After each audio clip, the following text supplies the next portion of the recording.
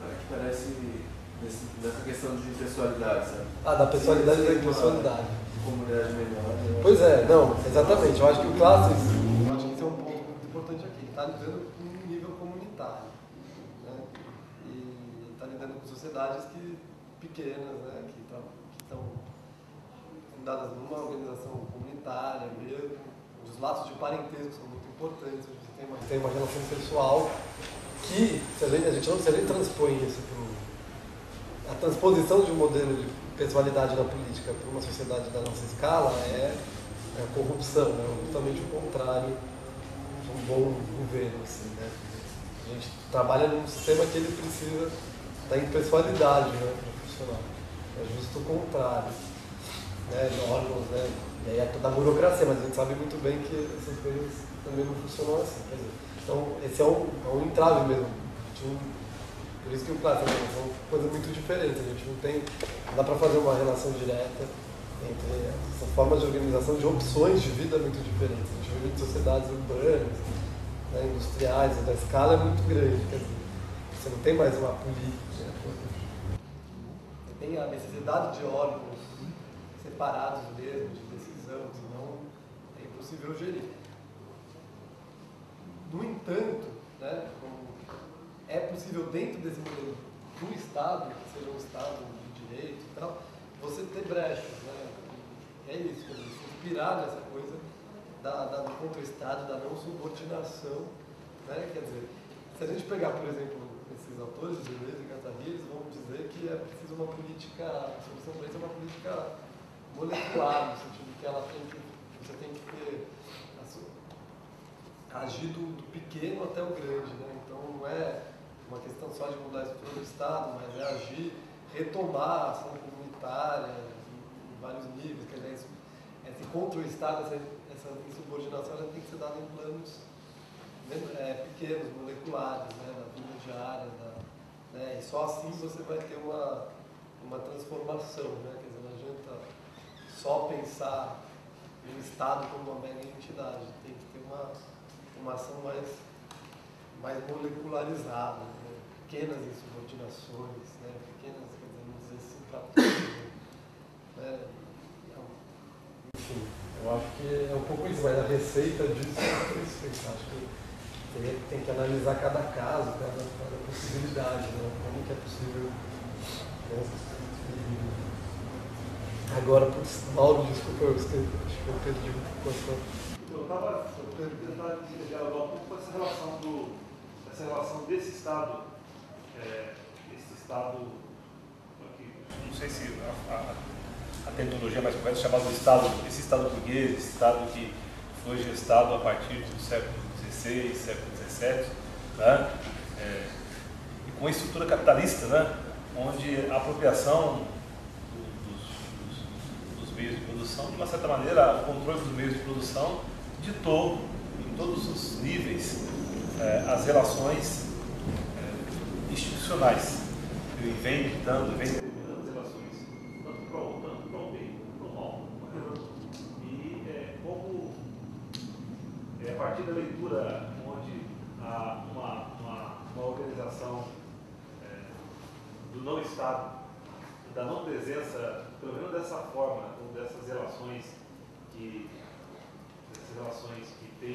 tiveram como consequência esse tipo de Estado, se é possível pensar uma outra possibilidade. Porque acho que essa que é, não sei, um pouco essa, por que discutir as sociedades indígenas, por que entender essa dinâmica, se não para também olhar para a nossa sociedade e questionar o nosso modelo, né? Ou esse modelo que foi sendo construído. E é claro, desconstruir isso também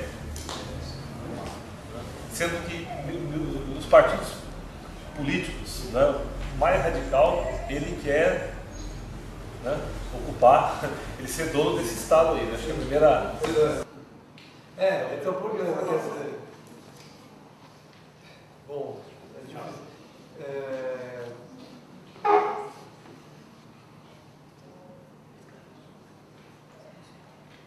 Quer dizer, por que pensar? Bom, as sociedades indígenas, então, de fato, elas podem inspirar a gente a pensar, mas a gente está aí, a gente tem uma história muito longa, a gente tem as convivências com esse Estado, mas a gente não pode abrir mão dele. Né? Não é nem quando eu falo pequenas insubordinações, quer dizer, o plano molecular, mas esse plano molecular também ele só faz sentido se ele estiver associado com esse plano maior, né? Que é um plano mais geral, o plano do Estado. A gente não pode abrir mão de transformar o próprio Estado, mas isso tem que ter uma ação combinada, tanto do pequeno, do mais local, do mais microscópico, até o maior, o macro. Né? Então isso tudo tem que estar, a ação política tem que ser pensada nesses níveis diferentes, né? Ela não pode ficar presa numa coisa só no nível mais comunitário, só no nível geral. Né? Eu acho que essa que é o desafio, mas não se trata simplesmente de negar, né? como se o Estado não existisse, como se o Estado não existisse. Né? Tem que pensar a partir dele também. Né? Essa recusa que o Classes mostra que existe numa sociedade indígena, ela pode existir aqui, mas ela não pode ser total. Né? E eu acho que é isso, é tentar entender o Estado e os corolários do Estado menos como fim em si, mas como meio. Né? Então, quer dizer, que uma ação quer dizer, qual é o problema? Tem um problema da política, de sempre está sempre visando, né, ocupar esses espaços de poder. Eles têm que ser ocupados, mas essa não pode ser o fim da coisa em si mesmo. Né? Eu acho que é um pouco isso que gera um pensamento, né, que eles estão falando. Né? O fim não é a concentração do poder, o fim é o chefe que ele faz, ele coordena as coisas. Mas ele coordena as coisas não porque ele quer concentrar o poder, porque ele quer coordenar essas ações e dar esse lugar para ele. Se ele quiser abusar dessa posição interna, ele vai ser colocado para fora. E ele é chefe, por que ele é chefe? Porque ele está disposto a trabalhar, porque ele está disposto a falar o contrário. Né? Então, quer dizer, desautonomizar um pouco, que o que eu acho que é interessante que o Classes mostra, é uma política que ela nunca é autônoma, ela nunca é um fim em si mesma. Né? A chefia não é um fim em si. Acho que esse que é uma grande contribuição. Acho interessante, porque você fala que o objetivo do chefe não é ser chefe simplesmente, mas me parece que na nossa política a posição que muita gente procura, não, como você falou, para coordenar ações ou, enfim, para fazer política nesses termos, mas justamente a posição é o fim em si, né? Acho que tem uma... Sim, claro. A política ela você tem uma burocratização, você tem uma profissionalização, você tem uma esfera separada, né, que é o político, que é uma coisa que não existe. A gente pode até se perguntar se existe, tal como a gente imagina a política, existe, pode falar que existe política em sociedades indígenas, até que não, né? Como uma coisa separada, tudo. Você acha que nas comunidades indígenas tem um socialismo? Porque no nosso, todo mundo alega que foi uma coisa agressiva, não deu certo. E eu percebo que na cultura da política indígena existe uma certa transparência e respeito entre os chefes e as tribos. Por que o socialismo nosso não deu certo e neles, se fosse neles, não daria certo? Só para pegar Então, o meu questionamento é o seguinte. Lá em São Carlos eu tinha um grupo independente com 2 indígenas, um Baniwa e um Terena. E o Baniwa, que vinha do Amazonas, da região de São Gabriel da Cachoeira, trazia vários questionamentos assim, para a gente, para a academia, mas a gente não formalizou o grupo em primeiro momento.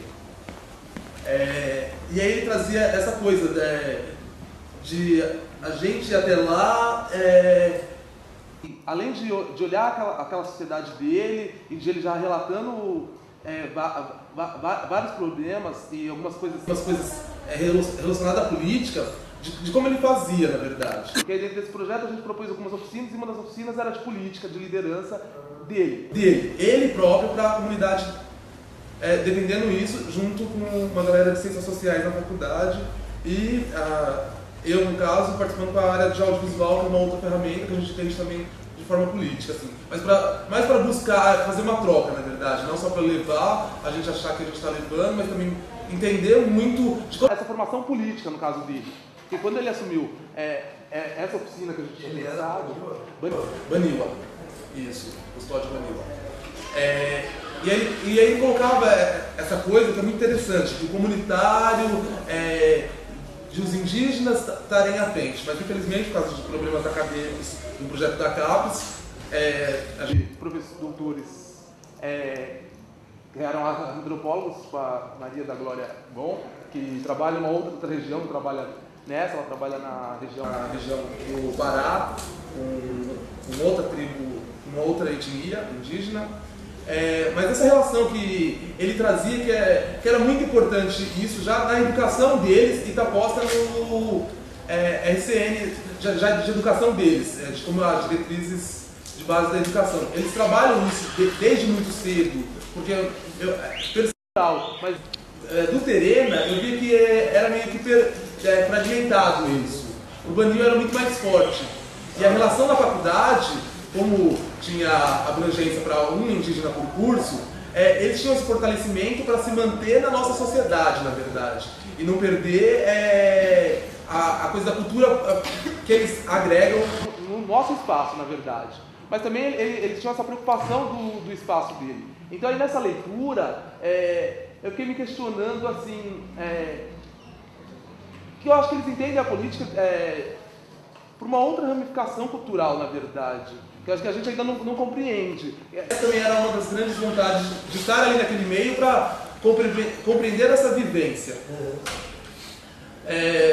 Porque fica muito nessa coisa de nós levarmos a educação, os conceitos que nós achamos que são os ideais, e na verdade de não perceber o espaço do outro. Então eu fico nesse questionamento, assim, a política indígena, será que essa política a gente tenta traduzir?